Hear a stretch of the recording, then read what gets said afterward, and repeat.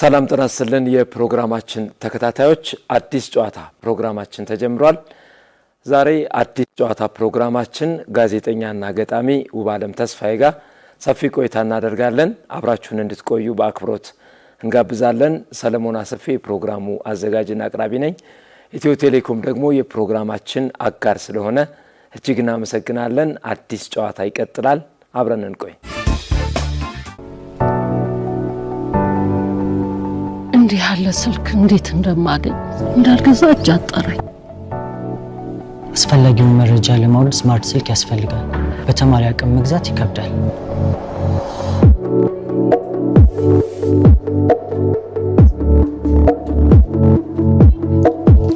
ስማርት ስልክ ሁሉን ያቀላል። አቅም ከሌለ ምን ያደርጋል?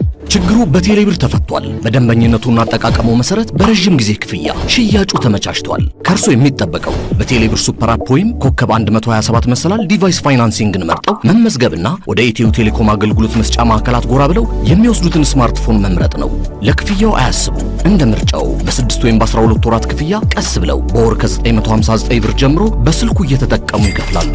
ሳምሰንግ ጋላክሲ A26፣ ሳምሰንግ ጋላክሲ A16፣ ZTE A34፣ ZTE ብሌድ፣ ቴክኖ ፖፕ 10፣ ITL A50 በረጅም ጊዜ ክፍያ የስማርት ስልክ ባለቤትነት በኢትዮ ቴሌኮም፣ ሲንቄ ባንክና አዋሽ ባንክ አጋርነት።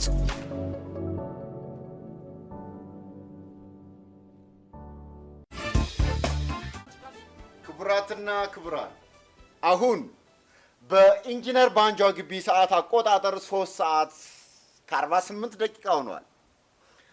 ሁለተኛውን አጋማሽ እና ሽብሬን ፍልሚያ ተጋበዙልን። ካፍታ ቆይታ በኋላ እንመለሳለን። ውባለም ጥሪያችንን አክብረህ ስቱዲዮ ስለተገኘህ በእኔም በፕሮግራማችን ተከታታዮች ስም እጅግ አመሰግናለሁ። እኔም አክብራችሁ ስለጋበዛችሁ እጅግ በጣም አድርጌ አመሰግናለሁ። መልካም። እንግዲህ ውባለም ሲነሳ ጋዜጠኛ ነው። ብዙዎች በጋዜጠኝነት ሙያ ያውቁሃል፣ እኛን ጨምሮ። እንግዲህ ከጋዜጠኝነት ባለፈ ግን ሌሎች የጥበብ ስራዎች ላይ ትሳተፋለህና ከጋዜጠኝነት ባለፈ ያለው ህይወት ምን ይመስላል? እሱን እናስቀድም።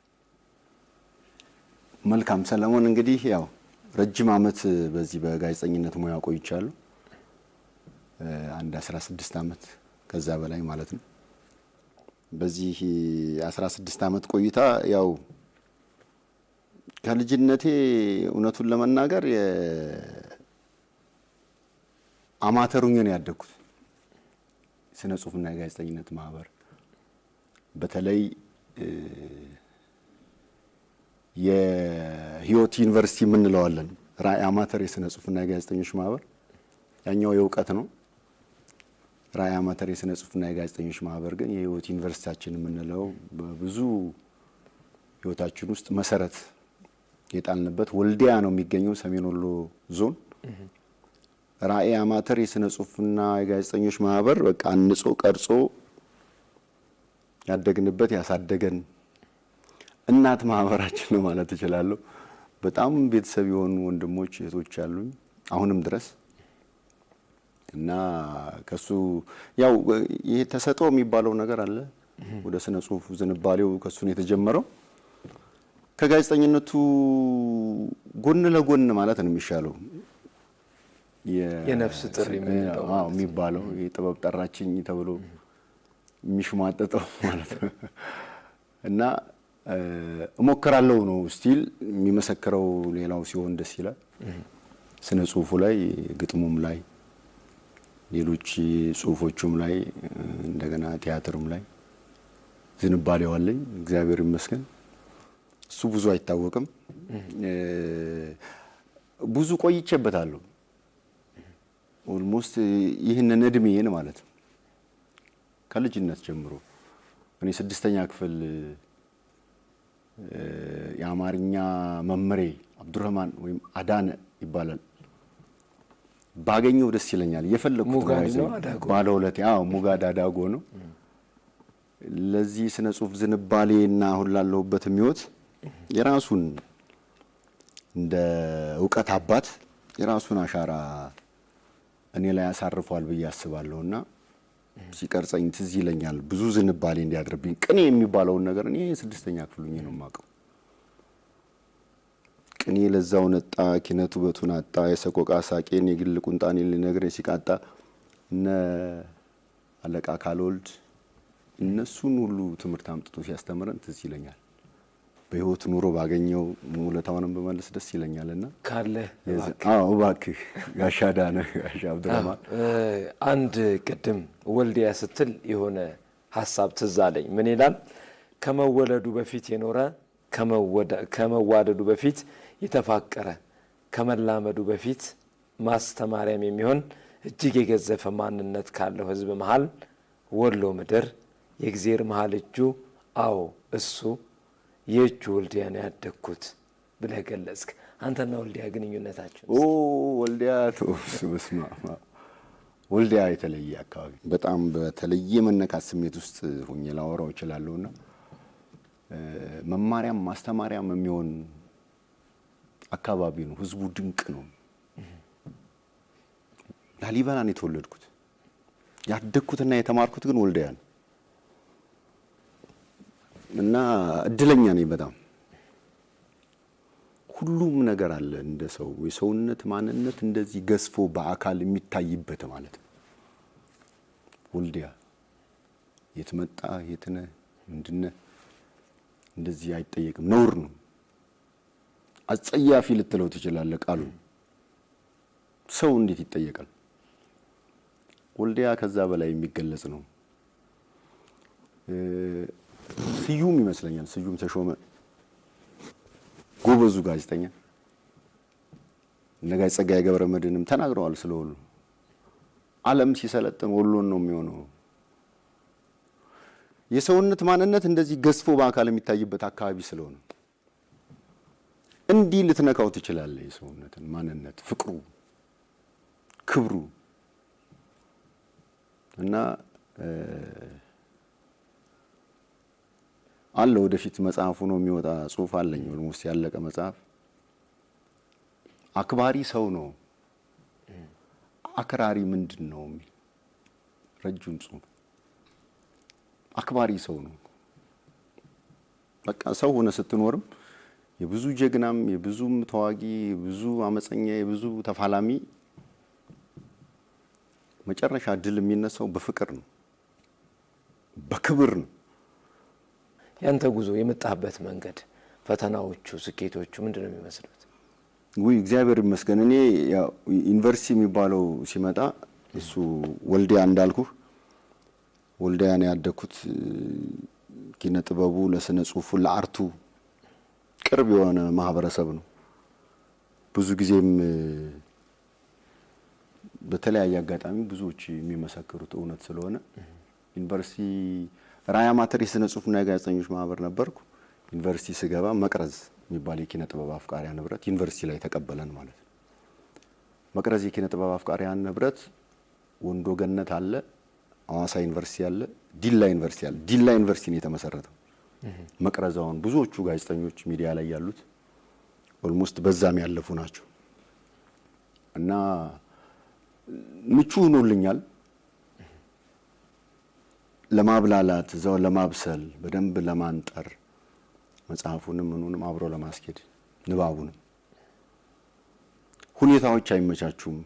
ቶሎ ለመውጣት ችኩል አይደለም በባህሪ ይመስለኛል። ያው እጅ ላይ ያለ ነገር ወርቅ ነው፣ የሆነ ጊዜ ይወጣል። በሱ አምናለሁ። አሁን ደግሞ የሶሻል ሚዲያ ዘመን የሆነ ነገርም ይሄ ወደ ዩቲዩብ ስትሄድ ትንሽ ቁም ነገር ይበዛዋል። ወደ ቲክቶክ ስትሄድ ደግሞ ሌላ ዓለም ነው እሱ ሌላ መንደር፣ ብዙ ግፊያ ብዙ ምናምን እንዲህ ያለበት። ኖርማሊ በትክክል ለሚጠቀሙበትም ደግሞ ዘርፈ ብዙ የሚባል ጥቅም አለው ይሄ ፌስቡክ እንደዚህ ጨምሮ እና ይሄ በማሳደግና ቶሎ ወይ ወደ ገበያ ወይ ወደ ተደራሲው ለመድረስ መዘግየት ካልሆነ በስተቀር ብዙ እንትን አይደለም። ከዛ እንደመጣው እዚህም ፑሽኪንም እንሳተፍ ነበር። ፑሽኪን የባህል ማዕከል እዚህ ፒያሳ ያለው ማለት እሱም ላይ ነበረ። ከዛ ውጪ ግን አሁን ራቅ ብዬ ነው እንጂ ጦቢያ ግጥም በጃዝ ብዙ ጊዜ ደፋር ግጥሞችን በማቅረብ ታወቅ ነበር። አስተዳደጌም እሱ ስለሆነ በቃ ደፋር ግጥሞችን ፊት ለፊት ልክ ያልሆነውን ነገር ልክ አይደለም፣ የተበላሸው ተበላሽቷል፣ ትክክል የሆነውም ደግሞ ተመሳሳይ ሰዓት ይታረም ይስተካከል የሚል ሐሳብ ያለው አራቂ የአርትም ደግሞ ጥሩ የሚባለው ጎኑም እሱ ነው። ክሪቲክስ የስነ ጽሁፍ ኪነ ጥበብ ባህሪው ይመስለኛል። ስድብ ግን አይደለም። የሚያጣላውም እሱ ነው። ጎበዝ ከሆንክ ክሪቲክስ በደንብ መማሪያ እንከንን መመልከቻ ነው። እንደውም አመስግነ እጅ ነስተ በፍጥነት ወስደ አስተካክልበታለህ። ዲላ ዩኒቨርሲቲ እንደዛ ሲያደርጉ ትዝ ይለኛል። በዚህ አጋጣሚ እነሱን ማመስገን እፈልጋለሁ። በዛን ሰዓት የነበሩትን የዩኒቨርሲቲው ማኔጅመንቶች ማለት ነው። ማስታወሻ ይዘው ይከታተሉ ነበር። ዜና ዘባሪቆም የሚባል ነበረን። ዜና ዘባሪቆም አዋስተህ ሞር ኢንተርቴን በሚያደርግ መልኩ ዜናውን ማቅረብ ነው። ግን ዘሆል ዜናው ክሪቲክስ ነው። ወጡ ተበላሽቷል፣ ውሃችሁን አስተካክሉ፣ ዶርሙ እንደዚህ ነው፣ መጸዳጃ ቤቱ እንደዚህ ሆኗል ምናምን የሚለው በጣም አርቲስቲክ በሆነ ጠብቀው አከታትለው በፍጥነት መጽሔትም አለን። ጧት የግቢው ማህበረሰብ በተለይ አስተዳደር ሰራተኛው ተሻምቶ የሚገዛው መጽሔት ነበረን። በተመሳሳይ ዜናው እዛ ላይ ይወጣል። አስተካክሉ፣ በቃ ይሄ ዩኒቨርሲቲው ችግር አለበት፣ በፍጥነት ምግብ ቤቱ ይሄ ነው፣ የሚበላና የማይበላ ምግብ እየቀረበ ነው፣ የሚበላውን ብቻ አቅርቡ የሚል ዜና እንሰራ ነበር። በፍጥነት ግን ይጠቀሙበታል። እንደዛ ካልሆነ አትሄድም፣ አትቀጥልማ። እስከ መቼ ይዘው ትሄዳል? ችግሩ የጋዜጠኝነት ሙያ ላይ ስትሆን ድካሙ፣ ሩጫው፣ ድፋቱ አለ። ይሄ ሙያው በራሱ ሰፊ ጊዜ ይፈልጋል። ከዛ ባለፈ ግን አንተ የግጥም ስራዎችን ትሰራለህ፣ የተውኔትም እንዲሁ፣ የራዲዮም የምናስታውሳቸው አሉ፣ የቴሌቪዥን ድራማዎችም ኢቢኤስ ላይ ያየናቸው አሉና ጊዜህን የማብቃቃት ሂደት ምንድን ነው የሚመስለው? የተሳተፍክባቸውንም እስኪ አስታውሰን። እሱ ያው ጊዜ ምንድን ነው የሚባለው፣ ስሜቱ ሲኖርህ ወደው ፈቅደህ ምናምን ስትሰራው ደስ ይል የለ። እሱ ስሜት ላይ አሁን እየቀነሰብኝ እንዳይሆን አላቅም እንጂ ካሁን በፊት በነበረው በጣም ኢነርጄቲክ ሆኜ በጣም ደስ ብሎኝ ነበር ብዙውንም የምሰራው። ግጥሙንም ደስ ብሎኝ ነው ስጽፍና ሀሳቡ ሲመጣ የሚጻፈው። ተዋናይ እንኳን ሆነን ለመናገር ያው መነባነቦችን አቀርብ ነበር ድሮ። የኤችአይቪ ታማሚ መስለን ይሄ አስተማሪ የሚባሉ ግንዛቤ ማስጨበጫ የሚባሉ 94 ላይ እኔ መነባነብ አሸንፌ ባህር ዳር ሙሉ ዓለም የባህል ማዕከል ሲወዳደር ትዝ ይለኛል። የኤችአይቪ ኤድስ መከላከያ ምናምን ሴክሬታሪያት ምናምን የሚባል ነበር። እሱ ሰዓት ላይ ማለት ነው። ከዛ አሸናፊው ቲያትር ወይም መነባነብ ክልሉን ይዞራል። የግንዛቤ ማስጨበጫ እሱ ጊዜ ስለነበር ያኔ ደስ ይላል። እንዳልኩ ራዕይ አማተር የስነ ጽሁፍና የጋዜጠኞች ማህበር ነው መሰረታችን። ሂስ የሚባለውን ነገር አሁን ለምሳሌ ስራ ሲተችና ስሜት ሲተች ይለያያል። ስራ ይስተካከላል። ይሄ ልክ አይደለም፣ ፕሮዳክሽኑ ችግር አለበት፣ የኮንተንት ችግር አለበት፣ የከለር ችግር አለበት፣ እንዲ ቴክኒካሊ ልክ አይደለም፣ መግቢያው እንደዚህ ሆነም ተብሎ ሲነገር ፍም ታስተካክለዋለህ። እንደዚህ ስሜትህ ግን ሌላ ነው። ልትቆጣ ሁሉ ትችላለህ፣ ልታዝን ትችላለህ፣ ሁለተኛም ላትጽፍና ልታቆም ትችላለህ። ጎበዝ ከሆንክ ትቀጥላለህ። አሸንፈ መውጣት። አዎ ራዕይ አማተር የስነ ጽሁፍና የጋዜጠኞች ማህበር የተማርነው ይሄንን። አሁን ብዙ ስብር የሚል ነገር ውስጥ ካለህ ሰበር ስሜት ካለ ሁለተኛ አጽፍ። በእንደሱ ነበር ያለፈነውና እሱ ስለነበረ ሞር ኢነርጄቲክ ሆነን ከዛ ቲያትሩን መጣ። ትወናው ሲመጣ ፋይናሊ አጋጣሚ ለስራ መጥቶ ነው ደራሲና ዳይሬክተሩ ይታገሱ ገስ ተጫኔ ፋና መጥቶ የሆነ ካራክተርን ይፈልግ ነበር። እኔም ቅድም እንዳልኩ ስታድርም ምናምን የሆነ ግድ የለሽው ጧትም እንቅልፉም ምኑ በግማሽ ነቅተ ምናምን ነው የምትመጣውና አጠገቡ ሰላም ጌጤነሽ አለማየሁ ትባላለች። ጩኒ ነውና የተወነችው ደንባ መሰለ እሷን ሰላምታ ስለዋወጥ ነው የሚያየኝ እሱ። ለካ የቤቶች ዳይሬክተር ነው። እኔ አላውቅም። ብዙ ጊዜ ስንፍናዬ ፊልም አላይም ነበር። መጽሐፍ ትንሽ ይሻለኛል። ጊዜም ይወስዳል። ስታወዳደራቸውም የሚበልጠው መጽሐፍ ነው።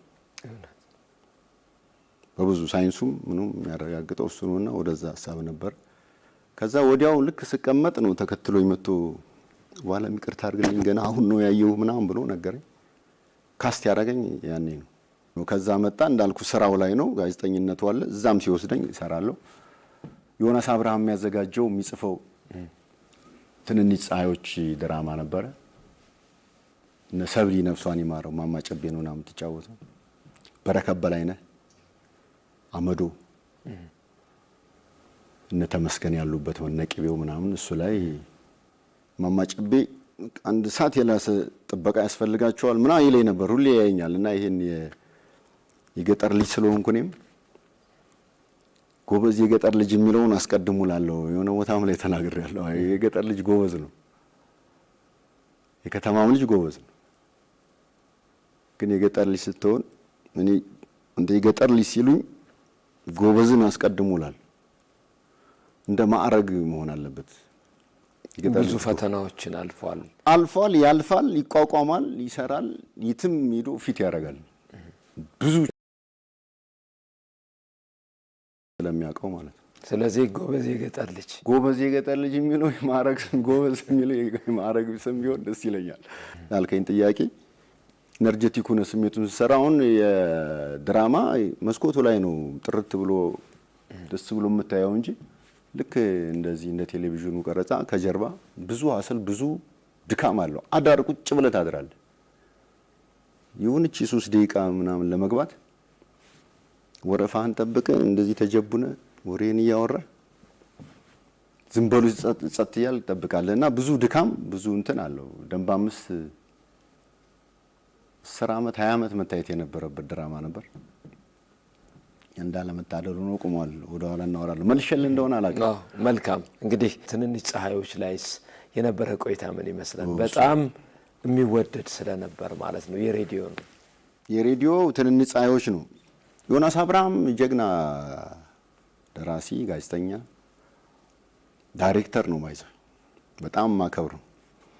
የሚገርመውን ገጠመኝ ልንገርህ። ራዕይ እያለው ሬዲዮ ፎረም የወጣቶች የሚወያዩበት ፎረም ይዞ ሲመጣ ሬዲዮ ፋና ዮናስንና አማዋሂሽ ዘውዱን አስፈርሚያቸው ነበር። እዚህ የሆነ ብጣቂ ወረቀት ፈልገን ያድናቆት ፊርማ የሚባል ከዛ ግን ከ4 5 ዓመት በኋላ መጥቼ እነሱ ጋር ጋዜጠኛ ሆንኩ ማለት ነው። ስነግረውም በጣም ነው የተገረመው ዮናስና ማማ ጨቤ ልነግር ከሚችለው በላይ በከፍታ ይጻፍ የነበረ ሳር ቅጠሉ ያደምጠው የነበረ የሬዲዮ ድራማ ነው። ያው ብዙ ቻሌንጅ ብዙ ፈተና ነበረበት ዮናስ። የፋናም ኤዲቶሪያል ፖሊሲ ይከለክል ነበር። እዛው ሆነህ መስራት መተወን ምናምን አትችልም ወይ ውጭ ነው በሌላ ሰው ነው የሚሰራው። እነ ዲኬቲ ምናምን ስፖንሰር ያደረጉት ነበር። የምታስታውሳቸው እነ ሰብሊም ጎበዞች ናቸው። በረከት በላይነህን የምታውቀው ነው። የያዩ ፈንገስ ደራሲው ሰሞኑንም ላይ አየሩም ላይ ያለ በደንብ ደጃፍም ላይ ኒቢሲም ላይ ይሄ የሚያስደንቅና የሚያስደነግጥ እውቀት ታውቃለህ። እንደሱ ያለው ሰው ነው በረከት በላይነህ። አገር አቀፍም የዓለም አቀፍም እውቀቱ ኦልሞስት በሱ ሙሉ ሰው የሆነ ለዛ ግን ኦልሞስት ህይወቱን እንደዚህ የሰጠ ሰው ነው። እሱን አይነት ፐርሰናሊቲ ለመገንባት እና ማማ ጨቤ የተለየ አይደለም። ድራማው ተቀርጾ የሚተላለፈው ከውስጥ እንኳን የሚወራው ወሬ ረጅም ሰዓት ነበር የሚያስቀው። እሱ ልዩ ነው። በደንብ 5 መቋረጥ ብዙ ሰው ነው የተጎዳው። ማለት በጣም ተከታታይ ነበረው በአጭር ጊዜ ውስጥ እንዳልኩ እኔ ኦልሞስት የአርሶ አደር ጋዜጠኛና የመስክ ጋዜጠኛ አድርገህ ልትወስደኝ ትችላለህ። ይሄን የአርሶ አደሩን ጉዳይ በጣም ተነክቼ ኦልሞስት ጠበቃ የመሆን ያክል መኸር ሲመጣ በልግ ሲመጣ ለረጅም ዓመታት ግብርናው ሬዲዮ ላይ በደንብ ይታይ ነበር።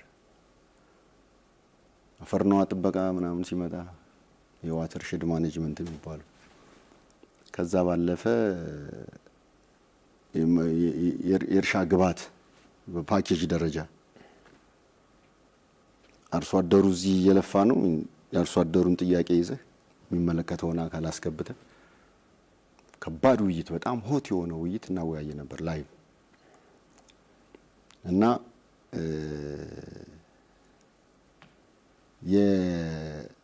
የደንብ አምስቱ ድራማ መስክ ስትወጣ ነበር ፊድባኩን የምታየው። አንተነህ ግን ራስነ ምናምን እንዲህ የተባልክ አለው ሌላ ደስ የሚል ስሜት ያተረፍኩት ባይሆን ያው ሁሌ ድራማ እየሰራን አንኖርም ብለን ትዳር የመሰረትኩት ደንብ አምስት ላይ ገነት ተስፋዬ አበበ ከምትባለው አርቲስት ጋር ማለት ነው። ወንድ ቲያትርን የምትተውነው እሷ ነች፣ ባለቤቴ ነች ማለት ነው። እና ልዩ ጊዜ ነበር። ይታገሱ ገስት ተጫኔ ጎበዝ ጸሐፊ ነው። አሁንም እንደው በዚህ አጋጣሚ ይሰማዋል እርግጠኛ ነኝ። ደንብ አምስት አሁንም መቆም የለበትም ባይነኝ ነኝ። አሁንም ህዝብ ውስጥ አለ። አሁንም መስክ ሲወጣ ሰው ይጠይቃል። ክሪቲክስ አለው። ሲትኮም ስለሆነ እያንዳንዱ ኤፒሶድ የሆነ መልእክትን አስተላልፈበት የምትወጣው እና መቆም የለበትም ከሚሉት ውስጥ ነኝ እኔ ብሰራበትም ባልሰራበትም እና የተለየ ደስ የሚል ነበር። ተመልካቾችንም በዚህ አጋጣሚ በጣም ነው ማመሰግነው። ኢቢኤስ ቴሌቪዥን ኦልሞስት የመጀመሪያው ሲዝን እንደሄደ ከዛ በኋላ ፈተና በዛበት ድራማው፣ አለመግባባቶች ተፈጠሩ።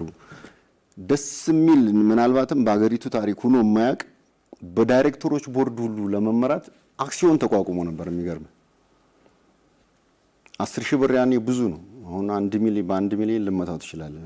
በአሁኑ እንደዛ ሁሉ ተዋጥቶ የራሱ ቤት ሁሉ ተከራይቶ ምናምን ኤኒዌይስ ጥሩ ነበረ። ይሄ ሁሌ የጥበብ ሰው ያዝናና ግን እያዘነ እንዲኖር የተፈረደበት እስኪመስል ድረስ ነበር ላይፉ። ከሱ አስተሳሰብና መጎዳት እንውጣ የሚል በጣም ድንቅ ሀሳብ ነበር ይዞ የተነሳው ይታገሱ። አክሲዮን ተቋቁሞ በዳይሬክተሮች ቦርድ ሊመራ እንደዚህ አይነት ጅማሮ መጣ። ኢቲቪ መጣ፣ አሚኮም መጥቶ ነበር። ደንብ አምስት ግን ብዙዎቹን ተዋናዮች አልያዘም። እሱም ሌላ የሚያስተቸው ነገር አለ።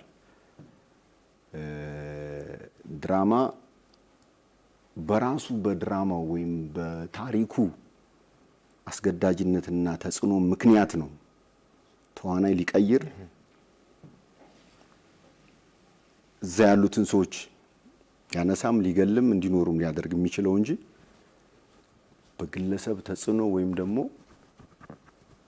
በሚፈጠረው አስገዳጅ ተጽዕኖ ምክንያት ተዋናይ እስከ መቀየር ደረጃ ስትደርስ ድራማውን ትበድላል። ድራማውን አይደል የድራማውንም ተከታታይን ስሜት ትጎዳል። እሱ የተለየ ጥንቃቄ የሚፈልግ ይመስለኛል። እንዳውም የበረከት በላይና ገጠመኛል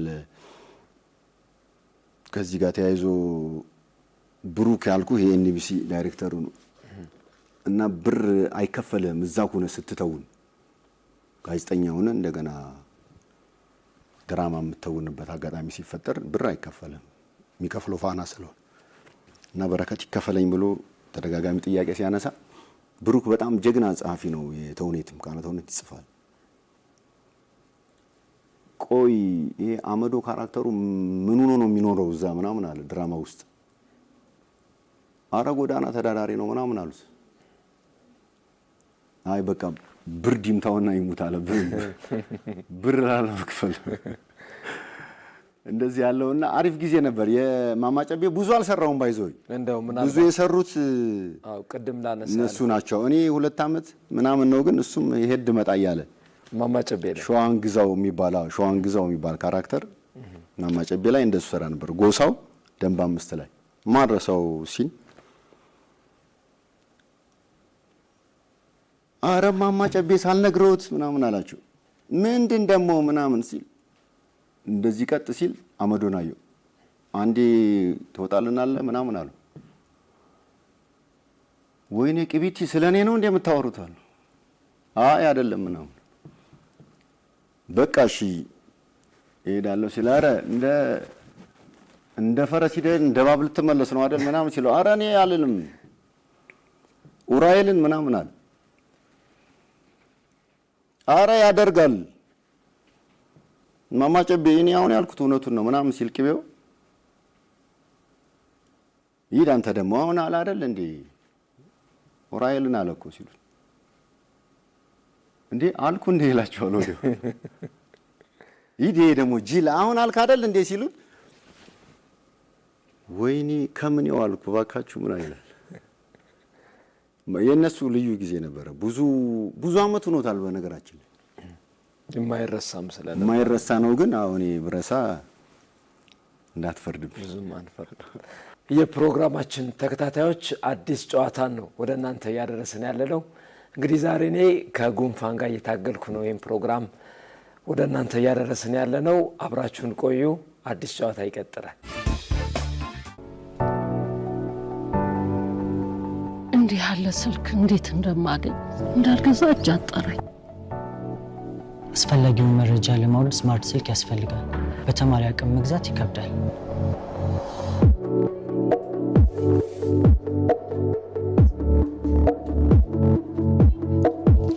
ስማርት ስልክ ሁሉን ያቀላል። አቅም ከሌለ ምን ያደርጋል? ችግሩ በቴሌብር ተፈቷል። በደንበኝነቱና አጠቃቀሙ መሰረት በረጅም ጊዜ ክፍያ ሽያጩ ተመቻችቷል። ከእርሶ የሚጠበቀው በቴሌብር ሱፐር አፕ ወይም ኮከብ 127 መሰላል ዲቫይስ ፋይናንሲንግን መርጠው መመዝገብና ወደ ኢትዮ ቴሌኮም አገልግሎት መስጫ ማዕከላት ጎራ ብለው የሚወስዱትን ስማርትፎን መምረጥ ነው። ለክፍያው አያስቡ። እንደ ምርጫው በ6 ወይም በ12 ወራት ክፍያ ቀስ ብለው በወር ከ959 ብር ጀምሮ በስልኩ እየተጠቀሙ ይከፍላሉ። ሳምሰንግ ጋላክሲ A26፣ ሳምሰንግ ጋላክሲ A16፣ ZTE A34፣ ZTE ብሌድ፣ ቴክኖ ፖፕ 10፣ አይቴል A50 በረጅም ጊዜ ክፍያ የስማርት ስልክ ባለቤትነት በኢትዮ ቴሌኮም፣ ሲንቄ ባንክና አዋሽ ባንክ አጋርነት።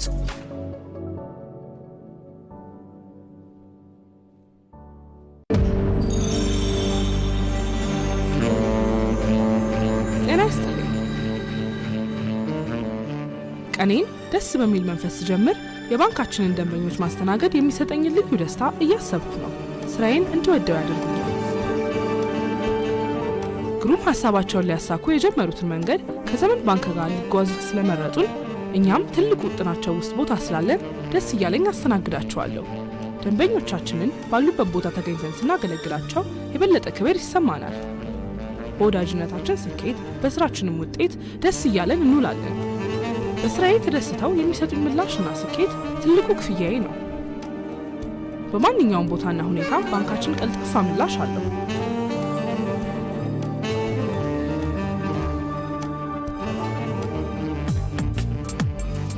ዘመን ባንክ የላቀ አገልግሎት ማዕከል።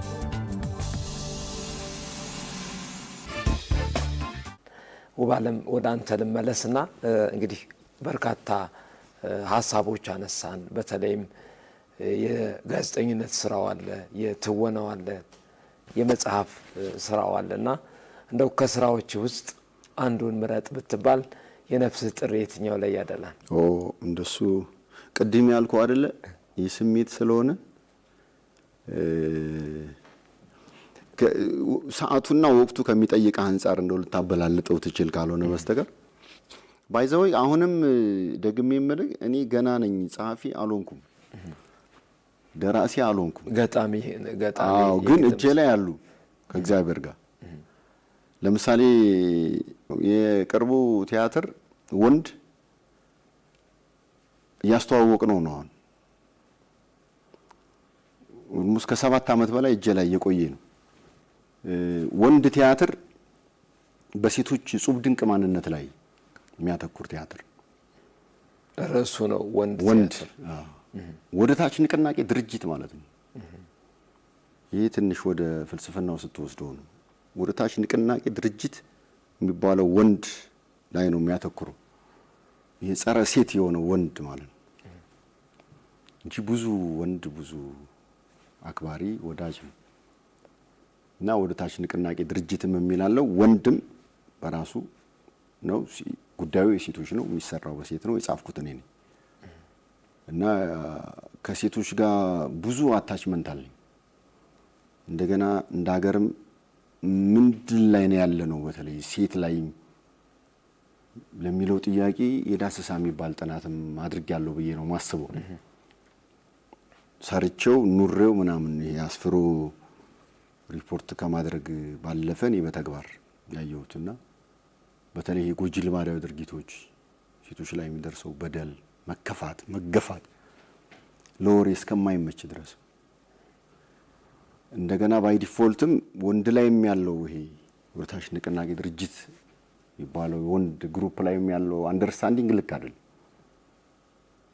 ሁሌ ወንድ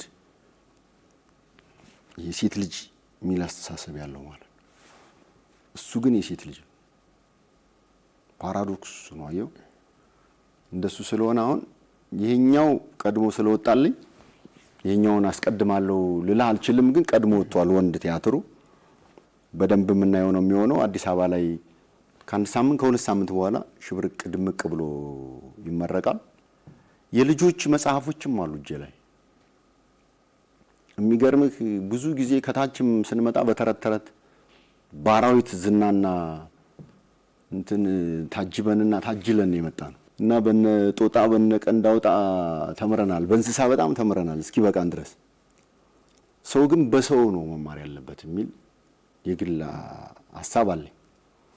ከነ ጦጣ ከነ ምናምን የምትወስደው አለ። ስለ ጭራቅ በልጅነት ተተርኮል ሊጥርግርግ ልቅምቅም አድርጎ ቆማምጦ ጎማምዶ የሚበላ አውሬ ተነግሮ ሙሉ የደፋር ወይም የልበ ሙሉነት ስብዕና ኑሮ ላታድግ ትችላል።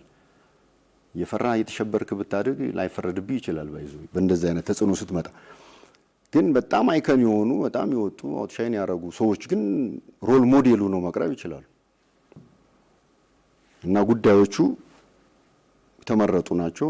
በስዕል ሽብርቅ ያለ መጽሐፍ ነው። እሱንም ኦልሞስት እንደዚህ ሂደት ላይ ነው፣ በቅርብ አስመርቃለሁ። ግጥሞች አሉኝ፣ ሁለት አይነት ግጥሞች፣ የእምነት እምለዋለ፣ እውነት እምለዋለ። የደፋሮቹ የእውነት ናቸው። ለብዙ ጊዜ በኢህአዴግ ጊዜ የተጻፉ ግጥሞች አሉ። እንግዲህ ለብልጽግናም አይሆንም ማለት አትችልም። ስትወስደው የምትወስደው ከሆነ ቅድም ባልኩ ፖዚቲቭ ክሪቲክስ ከወሰድከው ትጠቀምበታል። እዛ ስለተወራ ግን እኔን ነው እንዴ የምትል ከሆነ እሱ ከባድ ነውና የመወድስ ግጥሞች አሉ። ህዝብ የሚያወድሱ፣ የሚያሞግሱ፣ የሚያደንቁ፣ አክብሮትን፣ ፍቅርን የሚገልጹ ቋንቋውን ሁሉ እየተጠቀምኩ የጻፍኩት ማለት ነው። አፋር ሲሄድ እንደዛ ብዬ አፋር ገረህንተም ናር ሲአላ ያጉሪንም ዋደር ሲአላ ይላል። የማትሄደው የፊተኛዋ ግመል የምትገረፍ የኋለኛዋ ማለት ነው። ፈረስ ሲሄዱ አይታቸዋል ግመሎችን እንደሱ ማለት ነው። ወላይታ ማታይኔ ፓርሶይና ፑዴታም ፓጫ ሀጭ ፓጫ ይላል። ወተት ጠጥቶ ያደገውም ጠላ ጠጥቶ ያደገውም አቀበቱ ላይ ይፈተናል ማለት ነው። ግጥሙ ላይ እንዴት ያምራል መሰለኝ። ለፌ ኒካው መሌ እኛተኒ ይላል ኦሮሞ። አደራን ይጠብቃሉ እንጂ አይነኩም ማለት ነው። ይሄ ለዘገባ ተወጣ የለ እንደሱ ስንወጣ ነው አየር ላይም ትጠቀምበታለህ። አንተ ደግሞ ሪች ትሆንበታለህ። አሁን አይመስልም እንደዚህ ዘይብላ አዴ ካምን ትጸን ይላል ትግሪ። የሌላት እናቴ ከድንጋይ ትጸናለች ማለት ነው። አየው ፓወሩ እንደሱ ማለት ነውና እንደዚህ ያሞገስኩ እንደዚህ ቃሉን የምስጋናውን ምኑን እየተጠቀምክ የምጽፈው ግጥም አለ። የራሳቸውን ቋንቋ የሚደንቅ ሞቸና ቦራጉ ወላይታ ውስጥ የሚገኝ የሚገርም በድሮ ጊዜ ይጠቀሙበት የነበረ ዋሻ ነው። አሩጃ ጎንጎሎ የሚባል ሌላ ዋሻ አለ። ይህንን አብሬ ኑሬ ያየሁት ነው። እንደዚህ ስለሆነ ያኛው ግጥም አለ፣ የኛውን አስቀድማለሁ አልልም። ጥበብ ሰፊ ነው። በቀላል አንስተ የምትገልጸው ብቻ አይደለም፣ የህይወት መሰጠትን ይፈልጋል እና የትናንት መንገድህ በዚህ ልክ መጥቷል። የነገ መንገድህ ደግሞ ሰፊ ነው እና ነገን እንዴት ታስበዋለህ? ነገ ከእግዚአብሔር ጋር ነው የማስበው። ነገን ሁሉን የሚያደርግ አምላክ ለዘላለም የተመሰገነ ይሁን። እንደሱ ነው የኖርኩት።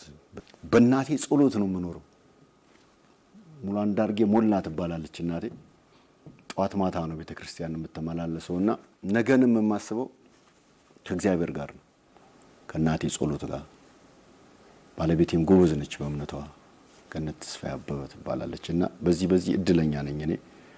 ነገን ከእግዚአብሔር ውጭ ላስበው ስለማልፈልግ ነው። እጄ ላይ አሉ። አሁን ብዙ ሰው የሚበሳጭብኝም የቅርብ ወዳጅ አለኝ። ዘግይተሃል፣ ቆይተሃል፣ የሳው በጣም ዝም ብለህ አትወጣም። ቅድም ባልኩ ነው የሚያስፈራ ጊዜ ሆኗል። አሁን ጎበዝ የኪነ ጥበብ ባለሙያዎች አሉ። ለምሳሌ ቲያትሩን ብትወስድ ስክሪፕት ማየት ያቆሙ ቲያትር ባለሙያዎች አሉ። ሰረቃችሁ፣ ወሰዳችሁ እያሏቸው። ደፋር አይናውጣ ሰዎች ደግሞ አሉ እንደዚህ ላይ የሚወስዱ። የስም ለማጥፋት ምናምን አይደለም። የኔ ተወስዶብኛል። ሌላ ጊዜ አወራዋለሁ፣ በሌላ ጊዜ። የሚያሳፍርም የሚያስደነግጥም ነገር ስላለው ማለት ነው። ብዙ ሰዎች እንደምሰራ ያውቃሉ።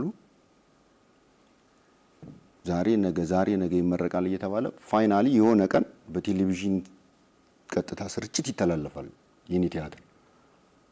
ፍሬሙ፣ ሀሳቡ፣ ምኑ የኔን ቲያትር ሲያማክረኝ የነበረው ትልቅ ሰው፣ ስክሪፕቱን ያየው ሰው፣ ብዙ ሚስጥር የሚያውቀው ሰው ነው ይዞት የወጣው። ከዛስ ቴክስት ይደርሰኛል፣ ብዙ ቴክስት። ውቤ እንኳን ደስ አለ፣ እንኳን ደስ አለ፣ እንኳን ደስ ያንተ ቲያትር ነው የተባለ ማለት። አንተ የት ነው የምትገባው እንደዚህ ስትባል? ያንተ አይደለም። በኋላ ምንድነው ምናምን እንዲህ እኮ ተላለፈ። ማን ነው እንትን? እስቲ ግን ማን ያዘጋጀው? እኔን ሲያማክር የነበረ ሰው። ምንድን ተላል? ብዙ እጄ ላይ 10 ዓመት የፈጀ 2010 ማለት ስንት ነው? 8 ዓመት አይደል? ፓተንት ራይት እንኳን ያኔ ነው ያስኩበት ማለት ነው። የዛሬ ዓመት ሆና የሆነ አጋጣሚ ስለሆነ ነውና እንዲህ አይነት አጋጣሚዎች ቢኖሩም እንኳን ያ ሰውዬ ወስዶ ሰራ አይደል? ካንተ በላይ ግን ሊሰራው አይችልም። ይሄ ሁሉም ባያሳስበኝም ከእግዚአብሔር ጋር ነገ ሶሻል ሚዲያው ላይ ቦልድሊ መመጣ ይመስለኛል። ውይይት ላይ ጎበዝ ነኝ፣ ጎበዝ አወያይ ነኝ። እንደውም ሃርድ ቶክ ምናምን ሁሉ ቢዝ በደንብ እንትን የሚል ይመስለኛልና እርስዎ ቢሆኑ ምን ያደርጋሉ የሚባል ፎርማት አለ ፋና። ረጅም ዓመት አወያይቻለሁ። እሱ ተጓዥ ነቃሽ የሚባል በጣም ሃርድ፣ በጣም ዲግ አድርገህ የምትወጣበት እሁድ ምሽት ጥያቄና መልስ የሚባለው ብዙ 40-50 መጽሐፍ በአንድ ሳምንት ውስጥ አገላብጠህ ጉግል ምናምን ሰርች አድርገህ ብዙ ዲግ አድርገህ የምትወጣበት ፊልድ ስወጣኔ አሁን መኪና ባስ ውስጥ ስገባ ወይ አርሶ አደር ወይ አገር ሽማግሌ ነው ፈልጌ መቀመጠው። በቃ ጠግበህ ትሄዳለህ መረጃ በደንብ። ምክንያቱም እነሱ ያን መንገድ የሚያውቁት በባዶ እግርም ነው ተመላልሰው እያንዳንዱን ሰፈር እያንዳንዱን አካባቢ እዛ አካባቢ የሚመረተው ምርት ማን እንደሚኖርበት እንዴት እንደነበር እንዴት እንደተባለ እስከ ስያሜ ሁሉ በደንብ ይነግረዋልና እንደሱ ስለሆነ እንደዚህ ላይ የተመሰረቱ ብዙ ስራዎች አሉኝ እግዚአብሔር ይመስገን። ቅድም ያልኩህ የሚነካ እውነት የሚል የሚነካ እውነት ሁለት ነው ትርጉሙ። እሱ አንድ 300-400 ገጽ መጽሐፍ ኦልሞስት አልቋል። እሱ ከእግዚአብሔር ጋር ጋዜጠኛ ገንዘብ የለውም። እንደዚህ ፋይናንሻሊ ነገሮች ሲመቻቹ የሚወጣ ይሆናል። ይሄኛውም ቲያትር እንደዛ ነው። አንድ ሰው ስለሆነ ነው የወጣው። ያኛው በጣም ኮስቲ ነው። ሰተት አባ ነገር የሚባለው ቲያትር 100 ምናምን ሰው ነው የሚተወነበት፣ ግን አገራዊ ጉዳዮች ከፍ ብለው የሚነሱባቸው ናቸው። ቅድም ወልዲያን በጣም አድንቄ አንስቼልሃለሁ። ጅማ እንደዚህ ሰውነት ገዝፎ የሚታይበት ነው። ታላቁ አባጅፋር ከተማ ጅማ ጹብ ድንቅ የሆነ ህዝብ ነው ያለው። በአራቱም አቅጣጫ ኢትዮጵያ እንደዛ ስትናጥ ምዕራብን አይተዋል፣ ምንም አልተነካም። ምዕራብ እንደዚህ ሰምተህ ከሆነ ጅማ፣ ቡኖ በደሌ፣ ኢሎ አባቦር መቱ የሚባለው ማለት ነው። ኮሽ አላለም። ከማንም ጋር አይተባበሩም። ኒውትራል ነፃ ሆኖ ነው የሚኖር። እንደ ህዝብ በፍቅር በሚያስቀና በሚባል ፍቅር ውስጥ ከአለት ይልቅ በጸና አንድነት ውስጥ የሚኖር ማህበረሰብ ነው። ያን ስታይ ጅማ ሁለተኛ ከተማዬ ነው የሚመስለኝ። በጣም ብዙ ጊዜ ተመላልሼበታለሁ በከድር ሰተቴ ምክንያት። እንደዚህ ስትነካ እንደዚህ የተኙትንም ሰዎች ትቀሰቅሳለህ። እንዲህ ሰተቴን ስሰራው ከማንም በፊት አባ ንገር ነው የኔ የሚለው ፓተንት ራይት ምናምን አለኝ። ባይዘውኝ ብዙ ዶክመንት አለኝ። የኦሮሚያ ባህል ማዕከል፣ የኦሮሞ ባህል ማዕከል የሚባለው የኦሮሚያ ባህልና ቱሪዝም ቢሮ፣ የጅማ ባህልና ቱሪዝም መምሪያ የዞኑ የከተማው ሲሆን ጽህፈት ቤት ጅማ ከተማ አስተዳደር ባህልና ቱሪዝም ጽህፈት፣ እነዚህ ሁሉ ደብዳቤ ጽፎልኛል። ሰዓቱንና ጊዜውን ጠብቆ ግን ይወጣል ቲያትሩ። ለምን ካልከኝ በቃ እኔ ነኝ የሰራሁት እኔ ነኝ። በማሳየት ቀደሙኛል። ዩቲዩብ ላይ የተሻሙ ሰዎች አሉ። እንደዚህ የማይሆን መልክ ሰጥተውት አሁን አፄ ቴዎድሮስ በሲትኮም ድራማ ይሰራል አይሰራም እኮ ለስራው ብትለው ታበላሻል። ክብርም ትነካል። የዛን በዛ እንዲህ በማይነካ የማይለካ የሚባል ፐርሰናሊቲ ያለውን ግዙፍ ጀግና ንጉስ ፍቅርም ትነካል። ብዙ ነገር ይበላሻል። አንድ ገጣሚን አቅርቦ ግጥም አለመስማት ደግሞ አስቸጋሪ ነው የሚሆነው። እንደው እባክህ አንድ አጭር ግጥም ንገረንና ወደ ፈጣን ጥያቄዎች እንሄዳለን። የኛ ጠንከር ይላል መሪ ቃሉ። ወንድ መሆን ከፈለክ መጀመሪያ ሴቱን ነው የሚለው ቲያትሩ። ትክክል ብቻ ነው ሁልጊዜ ትክክል። እስቲ ወንድ ከሆንክ ሴት ሆነህ ሰው አክል ነው የሚለው። ይሄ በጣም የምወደው የካራክተሯ ግጥም ነው። መልካም እንግዲህ የፕሮግራማችን አንዱ ፓኬጅ የእርሶ ምርጥ ማን ነው የሚል ነው እና ጥያቄዎች ስጠይቅህ ትመልስልኛለህ ማለት ነው። ከ300 ሺህ በላይ ሰዎች በበሽ ሽልማት ተንበሻብሸዋል። 32 ሚሊዮነሮች፣ 25 የባለ 100 ሺህ ብር አሸናፊዎች፣ 300 ሺህ የባለ 100 ብር ዕድለኞችን የሸለመው የበሽ ሽልማት ለ4 ወራት ሲካሄድ ቆይቶ ተጠናቋል። በሽ እንባ ያበስንበት፣ ስደት የቀረበት፣ የተሻለ ነገር እንዲፈጥሩ መንገድ የጠረግንበት፣ ብሩህ ተስፋ እንዲሰንቁ ከገጠር እስከ ከተማ በአራቱም የአገሪቱ ክፍሎች ዘልቀን ከማህበረሰቡ የተወዳጅንበት ጉዞ ነበር። የጉዞአችን አካል ለነበራችሁ ሁሉ እናመሰግናለን። አሸናፊዎች እንኳን ደስ ያላችሁ። አሁንም ለእናንተ ተብሎ የተዘጋጁትን የበሽ ጥቅሎችን በመግዛት ተጠቃሚ ሁኑ። ሳፋሪኮም ኢትዮጵያ፣ በአብሮነት ወደፊት።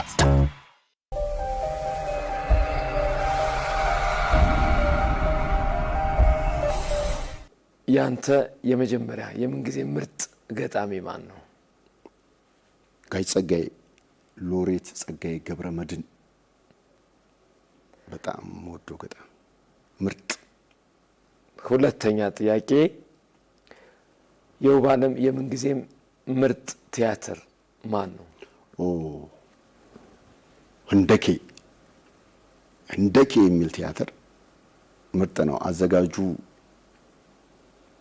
ጋሽ ጌትነት ነው። ሶስተኛ ጥያቄ ልምጣ።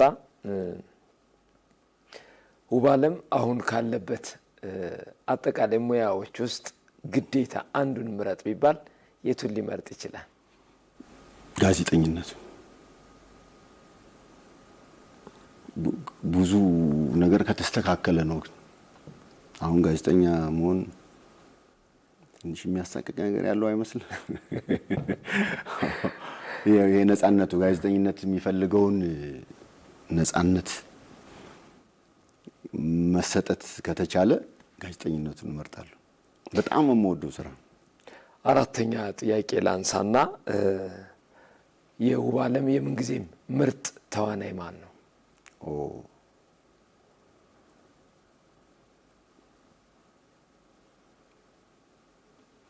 ምርጥ ተዋናይ እውነቱን ለመናገር ከእንትንም ጋር እንዳታያይዙብኝ እንጂ ብዙ ማደንቃቸው ተዋናዮች አሉ። በጣም የምወዳቸው መስከረም አበራ ጀግና ተዋናይ ነች ስላየሁትም። ከዛ ውጭ ግን ነፍሱን ይማረው ነጻነት ወርቅነህ ጀግና ተዋናይ ነው። በደንብ ውስጤንም ረብሾኛል፣ ብዙ ቀንም ረብሾናል። ሁሉም ሰው ተረብሿል። ነፍሱ በሰላም ተረፍ። ሁለቱም ምርጥ ተዋናዮች ናቸው። ነባሮቹ እንዳሉ ነው። የመጨረሻ አምስተኛ ጥያቄ ላንሳና ውባለም ከሬዲዮ ድራማና ከቲቪ ድራማ የትኛውን አብዝታ ነፍሱ ትወዳለች? የሬዲዮ ድራማ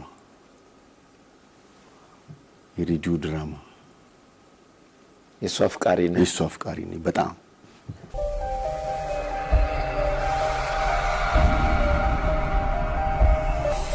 እንግዲህ ውባለም ዛሬ የአሚኮ አዲስ ጨዋታ እንግዳ አድርገን ስንጋብዝህ ጋዜጠኛ ነህ፣ ገጣሚ ነህ። በቲያትሩ በድራማውና በሌሎች ሰፊ ተሳትፎ አለህ።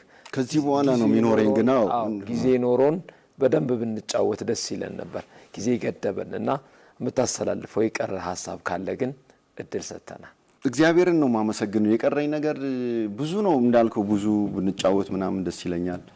ግን ብዙ ተጫውተናል።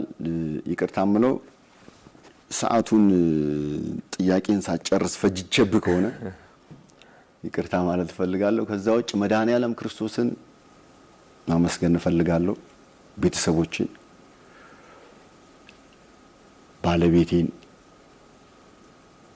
ወይዘሮ ገነት ተስፋዬ አበበ አርቲስት ነች። ልጆቼ ኢትዮጵያ ውባለምና የማርያም ውባለም ይባላሉ። አመሰግናቸዋለሁ። በዚህ በወንድ ቲያትር ፕሮሞሽን ላይ በጣም እያገዙኛሉ አሉ። አንዱ አራዳ ኤፍኤም ነው። አራዳ ኤፍኤምን በጣም ማመስገን እፈልጋለሁ። ስራ አስኪያጁ ዜና ይባላል። የተወዳጅ ሚዲያ ሲዋለ ዋና ስራ አስፈጻሚ ዝራ እጅጉ ይባላል። እሱን በጣም ማመስገን እፈልጋለሁ። ፖስተር የሚሰራልኝ ልጅ አለ፣ ጓደኛ አብሮ አደጌ ነው፣ ጀማል ካሳሁን። ይሄ አገሪቱ የፊልም ኢንዱስትሪ ላይ ከጀርባ ያለ ሰው ነው። በሺ የሚቆጠር ፖስተሮች ምናምን የሚሰራና እነሱ። ከዛ ውጭ ምን ማላመሰግነዋል? ተሳስቼ ወይ ረስቼ ቅያሜ እንዳልፈጥር ሁሉንም ወዳጆችን፣ ወንድሞችን፣ እህቶችን፣ እናቶችን፣ አባቶችን በሙሉ አሚኮ በጣም ነው የማመሰግነው። በነገራችን ላይ ከዚህ በፊትም አንዴ ሁለቴ በሬዲዮ ላይ አሚኮ ጎበዞች ናችሁ፣ በእውነት እግዚአብሔር ያክብርልኝ፣ ከልብ አመሰግናለሁ። እኛም ጥሪያችንን አክብረህ ስቱዲዮ መጥተህ ቆንጆ ቆይታ ስላደረግን በእኔም በፕሮግራማችን ተከታታዮች ስም ጉንፋኑን ይዤ ተወጥተዋል። አመሰግናለሁ። እኔም በጣም አመሰግናለሁ። እግዚአብሔር ይስጥልኝ። የተከበራችሁ የፕሮግራማችን ተከታታዮች አዲስ ጨዋታ ፕሮግራምን ነበር ወደ እናንተ ያደረስ ነው። ሰለሞን አሰፌ የፕሮግራሙ አዘጋጅና አቅራቢ ነበርኩኝ። ኢትዮ ቴሌኮም ደግሞ የፕሮግራማችን አጋር ስለነበር እጅግ እናመሰግናለን። ከመላው የስቱዲዮና የስርጭት ባለሙያዎች ጋር በጋራ ቆየን። ሳምንት በሌሎች የአዲስ ጨዋታ ፕሮግራሞች እንገናኛለን። የሳምንት ሰው ይበለን። ጤና ይስጥልን።